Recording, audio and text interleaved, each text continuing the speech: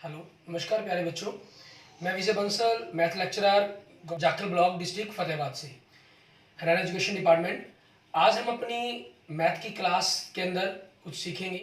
जी प्यारे बच्चों, जो आज हम शुरू करेंगे, हमारे पास हमारी क्लास 12th का हमारा जो चैप्टर है सेकंड, इनवर्स ट्रिग्नोमेट्रिक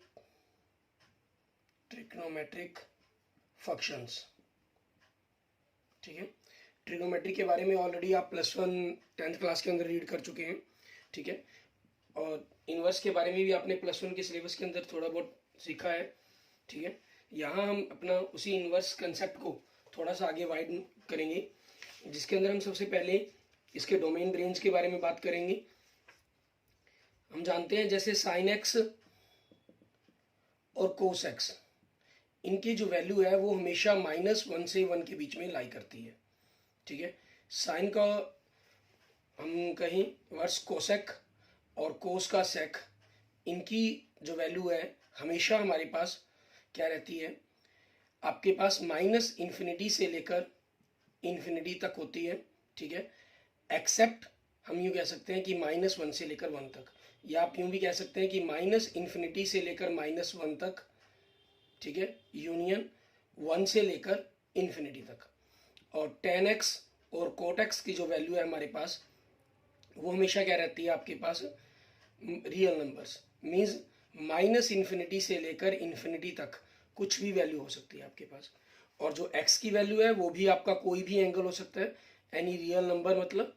ठीक है, किसी भी एंगल पर वैल्यू निकाल सकते हैं, लेकिन उनके जो आंसर आएंगे वो हमेशा इन नंबर्स के बीच में ही लाई करेंगे। ठीक है, अब इसी पर हम देख सकते हैं, जैसे हमारे पास देखें साइन एक्स का ग्राफ देखते हैं। ठीक है, साइन एक्स का ग्राफ हमारे पास हम देख रहे हैं इस प्रकार से आपके पास वेरी कर रहा है। ठीक है, अगर हम इसी के अंदर साइन इनवर्स एक्स का जो ग्राफ देखने की कोशिश करें कि वो किस प्रकार से आपके पास होगा। ठीक है, हम साइन इनवर्स एक्स का ग्राफ देखें। ठीक है, वो आप देख रहे हैं कि एक वर्टिकल लाइन्स मीन्स इस प्रकार से आ गया, यही शेप आपके पास वाई फॉर्म के अंदर हो गई है हमारे पास। ठीक है, और आप देख रहे हैं कि दोनों को अगर हम कंबाइन कर दें, y equal to sine x and y equal to sine inverse x लें, तो आपके पास दोनों की ही तरह से मिक्स ग्राफ थर्ड के अंदर आपको दिखाई दे रहा है। ठीक है, ये हमारे पास हमें क्या देखा हमने कि जो साइन एक्स के आंसर हमारे जो आ रहे थे वो y के अंदर चले गए हमारे पास।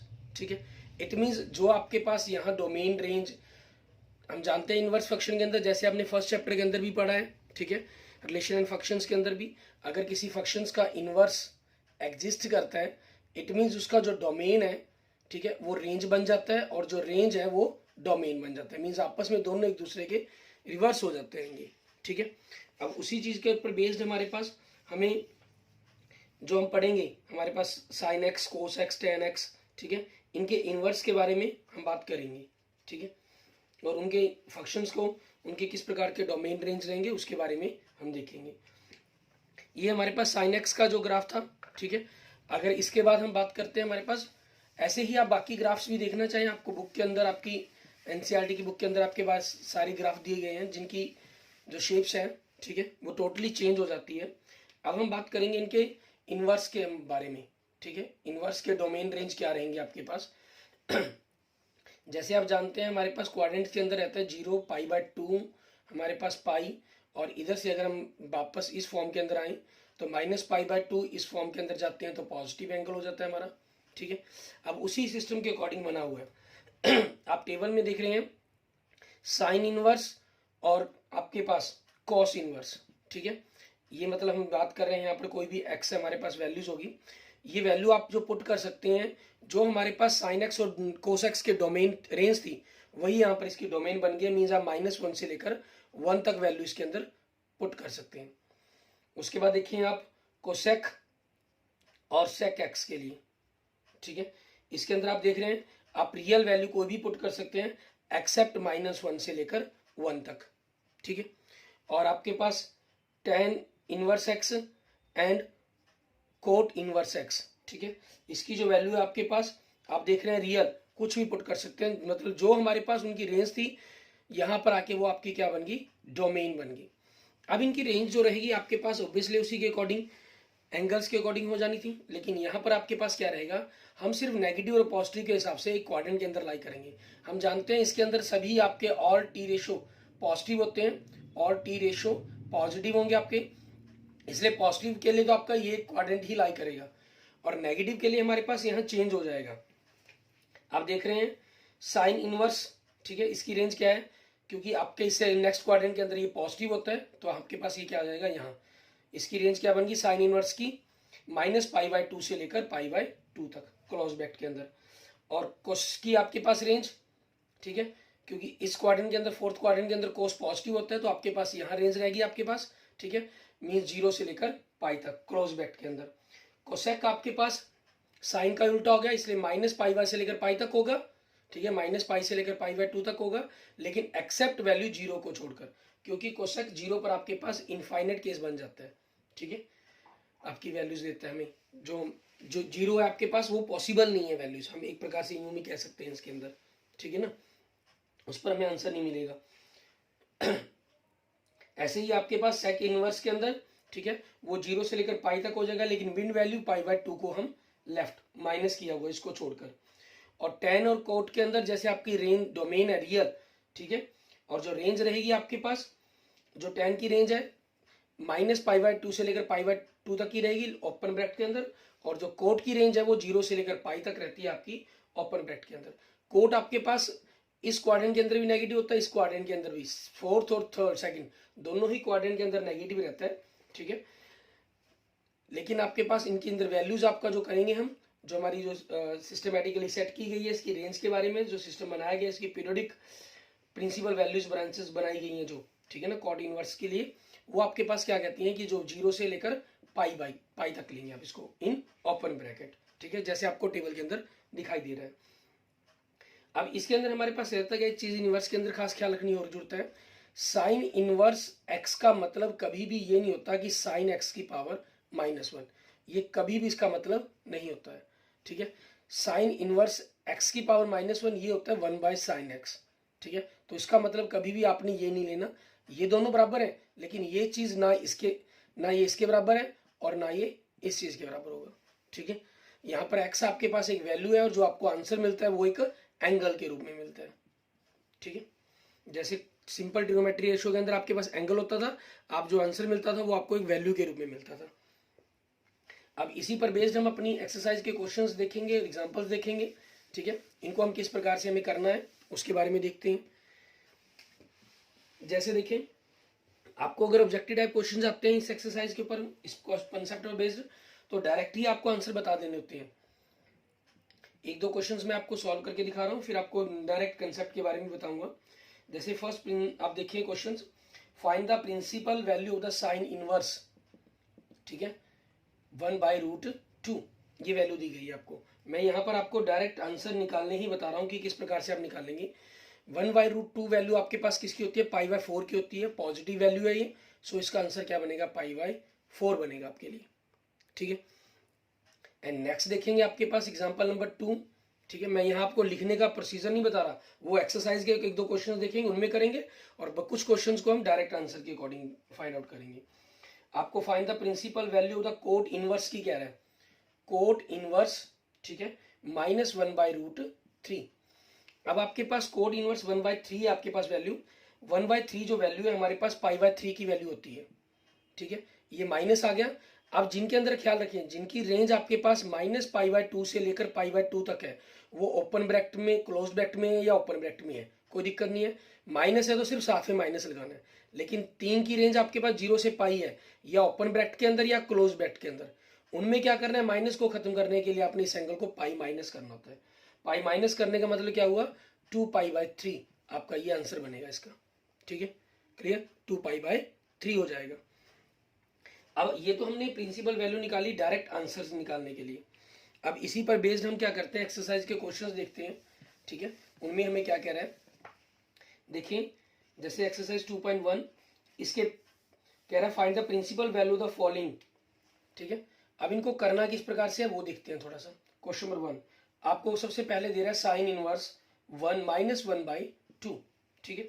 इन क्वेश्चन में हमें करनी है क्या, हम इनको लेट कर लेते हैं, let this is equal to theta let कर लिया मान लीजिए हमने, तो साइन थीटा आपके पास क्या हो गया, -1/2, ठीक है।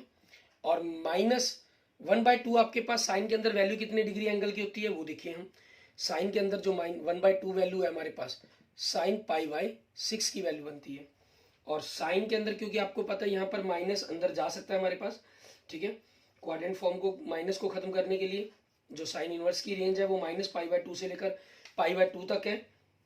तो उस चीज के कारण क्या हो जाएगा, माइनस आपके पास ये क्या बन जाएगा, sine theta equal to sine -π/6, ठीक है। हम ये वैल्यू लिख देंगे, क्लियर। सो आपके पास, आपने इनको मेंशन करने की जरूरत नहीं है, सिंपल अपने पास लिख देना है, ठीक है। इसलिए प्रिंसिपल वैल्यू, ठीक है, ऑफ थीटा कह लीजिए या साइन इनवर्स पूरी वैल्यू लिख लीजिए, उसमें कोई दिक्कत नहीं है, -π/6 आपके पास हो गया, ठीक है। थीटा की वैल्यू ये बन गई, थीटा क्या था, यही आपने लेट किया था। नेक्स्ट देखिए क्वेश्चन नंबर 2, इसको किस प्रकार से करेंगे। आपको क्या दिया गया, कोस इनवर्स √3/2, ठीक है। हमने इसको लेट कर लिया बराबर थीटा, तो यहाँ से आपके पास कॉस थीटा क्या बन गया, √3/2। और ये वैल्यू किसकी होती है आपके पास कॉस के अंदर, ठीक है। √3/2 कॉस 30 की वैल्यू है π/6, ठीक है। सो आपके पास क्या हो गया, इसलिए प्रिंसिपल वैल्यू, ठीक है, प्रिंसिपल वैल्यू ऑफ थीटा कितनी होगी, π/6, ये हमारा आंसर बन जाएगा। एंड नेक्स्ट देखें क्वेश्चन नंबर 3, इसके अंदर हमें क्या कह रहा है, हमें दे रहा है कोसेक, ठीक है, इनवर्स 2। हमने क्या करना है, इसको लेट थीटा के बराबर मान लिया, तो आपके पास क्या आ गया, कोसेक थीटा बराबर में 2 आ गया आपके पास इंप्लाइज करके। अब इसके अंदर देखें 2 वैल्यू हमारे पास कितने किसकी होती है कोसेक के अंदर, क्योंकि साइन 30 की वैल्यू 1/2 होती है, तो कोसेक की क्या होती है आपके पास, कोसेक 30 की मीन्स π/6 आपके पास आ गया, ठीक है।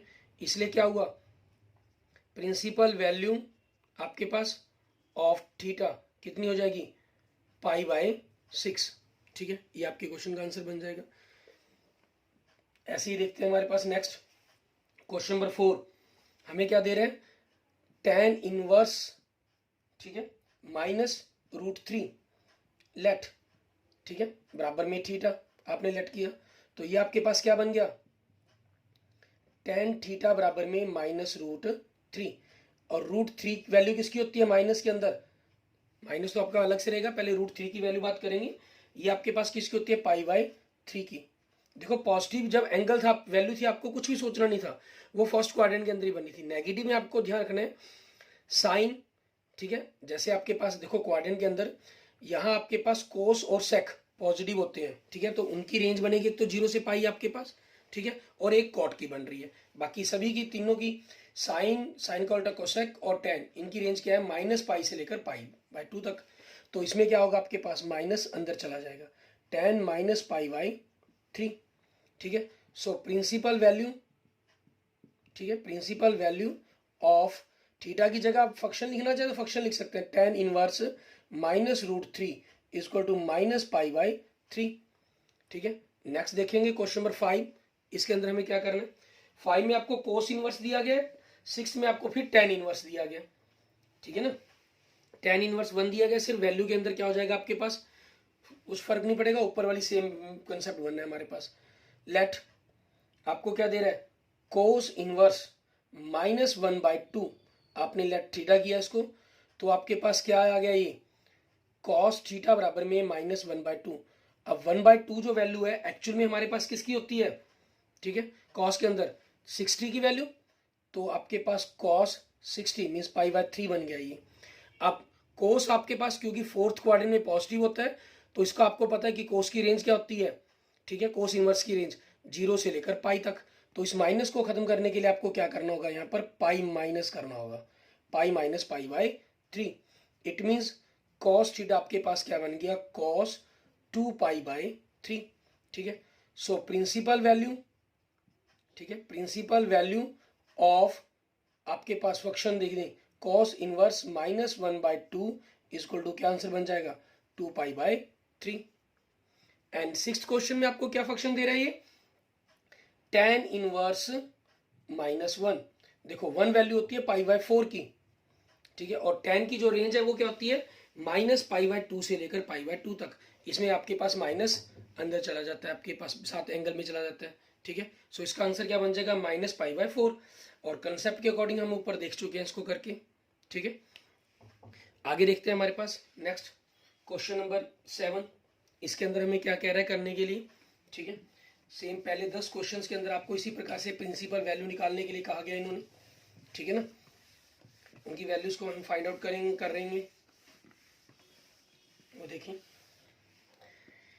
आपके पास 7th क्वेश्चन के अंदर, क्वेश्चन नंबर 7, इसमें दे रहा है हमें सेक इनवर्स 2/√3, ठीक है। ये वैल्यू दे रहा है आपको। अब यहाँ पर देखें आपके पास, हम सीधी डायरेक्ट वैल्यूज पर ही बात करते हैं।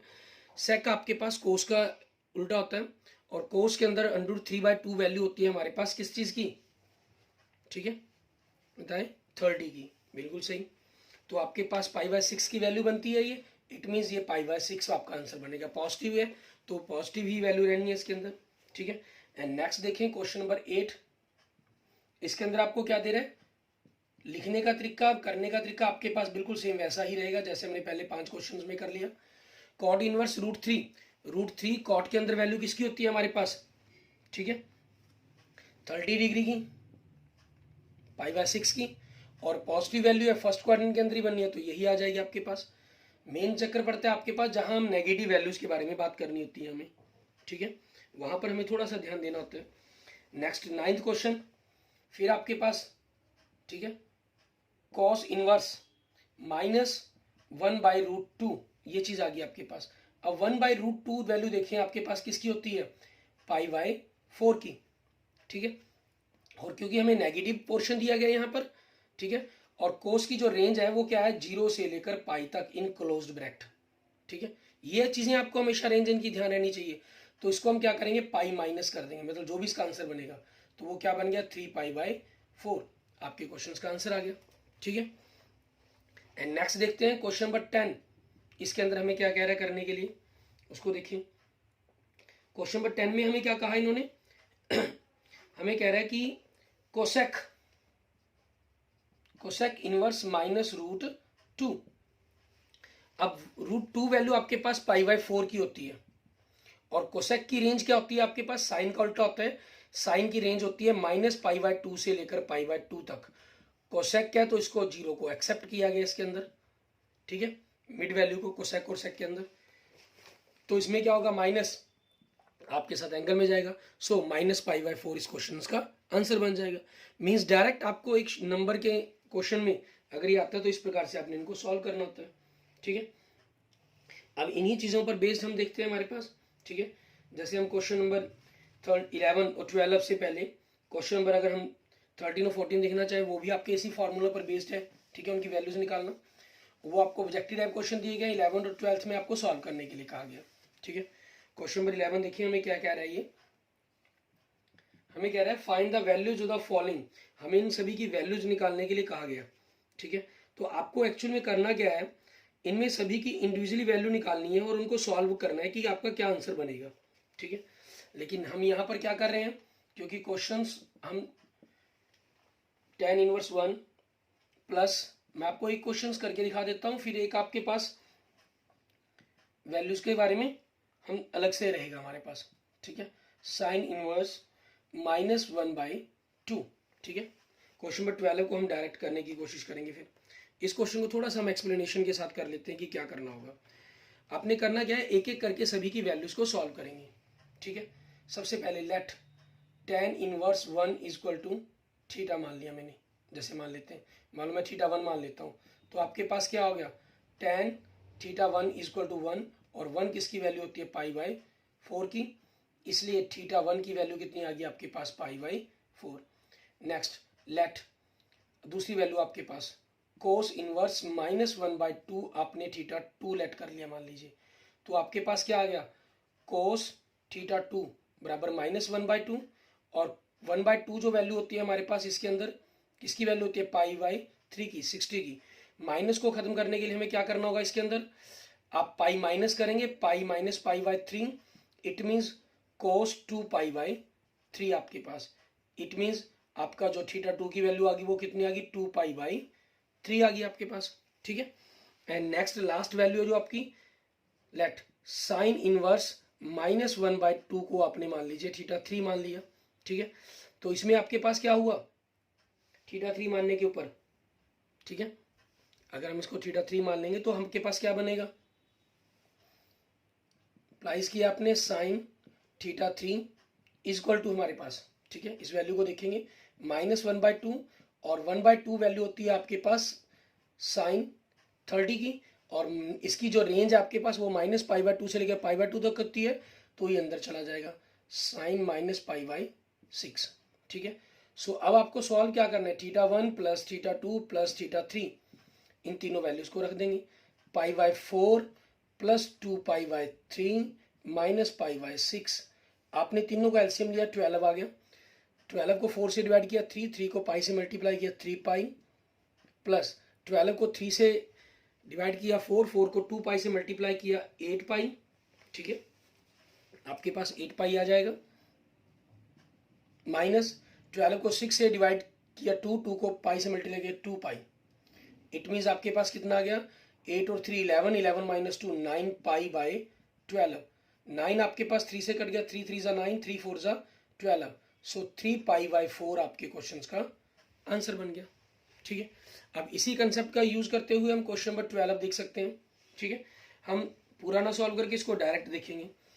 आपके पास क्या दिया गया, cos inverse 1/2 plus 2 sine inverse 1/2, ठीक है। मैं आपको शॉर्टकट के अंदर इन क्वेश्चंस को कर रहा हूँ, आपके पास एग्जाम के अंदर शॉर्टकट में ऑब्जेक्टिव टाइप के क्वेश्चन आते हैं तो आप डायरेक्ट करेंगे, पूरे लिखने का मैटर खत्म हो जाता है आपका। अगर आपको 2 मार्क्स या 4 मार्क्स का क्वेश्चन आता है, ठीक है, तो आपने इसी तरीके से पूरा लेट करके इसको सॉल्व करना है। यहाँ पर आप चाहें तो इनकी रेंज के बारे में मेंशन कर सकते हैं, ठीक है, कि क्योंकि कोस इनवर्स, ठीक है, जैसे हम इसको नेगेटिव को खत्म करने का तरीका यूज कर रहे हैं, तो कोस इनवर्स जिस चीज के ऊपर आप फंक्शन सॉल्व कर रहे हैं उसकी रेंज के कारण ऐसा किया गया। कोस इनवर्स की जो रेंज है वो 0 से लेकर पाई इन क्लोज्ड ब्रैकेट है आपके पास। अब 1/2 वैल्यू आपके पास कोस के अंदर किसकी वैल्यू होती है, कॉस के अंदर 1/2 वैल्यू आपकी 60 डिग्री की, पॉजिटिव है तो फर्स्ट क्वाड्रेंट के अंदर ही आ गई, प्लस 2 इंटू साइन के अंदर आपके पास 1/2 वैल्यू किसकी होती है 60 की, सॉरी 30 की, तो π/6 आ जाएगा आपके पास। 2 को हमने से काट दिया 3, π/3 प्लस π/3, इट मीन्स 2π/3, ठीक है। ये आपके पास आपके क्वेश्चन का आंसर बन जाएगा हमारे पास क्वेश्चन नंबर 12 का, ठीक है। आगे हम देखेंगे हमारे पास नेक्स्ट क्वेश्चन नंबर 13 और 14, ठीक है, उसको हमें किस तरीके से करना है। क्वेश्चन नंबर 13 और 14 को दोनों आपको सॉल्व करने के लिए एक बुक के अंदर ही आपके पास ऑब्जेक्टिव टाइप क्वेश्चंस के रूप में दिए गए हैं, ठीक है, तो हमारे लिए और थोड़ी सी हेल्प हो जाती है, हमें ऑप्शंस मिल गए हैं, ठीक है ना, सोचने का जो क्राइटेरिया हमारा थोड़ा सा और वाइड हो जाता है। इसमें देखिए आपके पास क्वेश्चन नंबर 13 में आपको क्या कह रहे हैं, हमें sine inverse x equal to y दे रहा है ये, ठीक है, मीन्स x की वैल्यू है जो आपके पास, ठीक है, y नहीं रहे, हमें रिलेशन क्या दे रहे हैं, y की वैल्यू में जो आंसर आएंगे मतलब इसके, ठीक है, उनके बारे में बात कर रहे हैं कि जो इसके आंसर आने हैं, क्योंकि y की रेंज दी हुई है ना, y आपके पास 0 से पाई के बीच में, -π/2 से लेकर π/2 तक, ठीक है, -π/2 से लेकर π/2 तक, ऑब्वियसली अब साइन इनवर्स की रेंज पूछी गई आपसे और वो आपको क्लियर है, आपका ऑप्शन बी, ठीक है, इसकी रेंज क्या होती है -π/2 से लेकर, ठीक है, π/2 तक इन क्लोज्ड ब्रैकेट, और इन्होंने लिखने का तरीका क्या यूज कर लिया, y is greater than equal than -π/2 less than equal than π/2, ठीक है, ये आपके पास क्वेश्चन का आंसर बन जाएगा। एंड नेक्स्ट देखें क्वेश्चन नंबर 14, इसके अंदर हमें क्या कह रहे हैं, हमें कह रहे हैं tan इनवर्स, ठीक है, tan इनवर्स √3 की बात कर रहे हैं, और माइनस sec इनवर्स, ठीक है, कितना -2, आपके पास जो tan इनवर्स के अंदर √3 की वैल्यू होती है वो हमारे पास कितनी डिग्री की होती है 60 डिग्री पर, ठीक है, सो π/3, क्योंकि पॉजिटिव वैल्यू है तो पॉजिटिव ही रहेगा, इसके नेगेटिव एंगल के बारे में सोचने की जरूरत ही नहीं है। वैसे भी जो tan की रेंज होती है वो -π/2 से लेकर π/2 तक होती है, और sec के अंदर आपके पास 2 वैल्यू, ठीक है, sec होता है कोस का उल्टा, और कोस के अंदर 1/2, 2 की वैल्यू उल्टा होगी ना 1/2, तो वो किसकी होती है 60 डिग्री की होती है, मीन्स π/3 पर वैल्यू होती है, और आपके पास sec की जो रेंज है वो क्या है 0 से लेकर पाई तक, ठीक है, एक्सेप्ट π/2 वैल्यू, ठीक है, सो आपके पास इस एंगल को हम पाई माइनस करना पड़ता है हमें, सो पाई माइनस हो जाएगा आपके पास, ठीक है। अब इन चीज़ों के अकॉर्डिंग आपके पास क्या वैल्यूज बनेगी सॉल्व करके, π/3 माइनस पाई प्लस π/3। हम इन दोनों को जोड़ देते हैं तो 2π/3 माइनस पाई हो गया। आप एलसीएम लेके इनको सब्ट्रैक्ट करना चाहेंगे तो 2π माइनस 3π, इट मीन्स माइनस π/3 आपके पास आ गया। ठीक है, सो ये कौन सा ऑप्शन बन गया आपका, ऑप्शन बी। ठीक है, ऊपर भी आपके पास ऑप्शन बी बना था क्वेश्चन नंबर 13 का भी। ठीक है, okay, thank you friends, thank you students. अगर आपको मेरी वीडियो अच्छी लगे तो इसको लाइक करें, अपने दोस्तों मित्रों के साथ जरूर शेयर करें। और इस एक्सरसाइज में से मोस्टली आपको ऑब्जेक्टिव टाइप क्वेश्चन जरूर आते हैं, तो अगर सिर्फ आपको वैल्यूज याद होनी चाहिए तभी आप पर सारा कंसेप्ट याद हो जाता है। और ये वैल्यूज हैं जो आपकी, ठीक है, 0 से लेकर 90 डिग्री तक की जितनी भी वैल्यू है आपकी, उन सभी को आप अपनी हाथों की फिंगर से याद कर सकते हैं।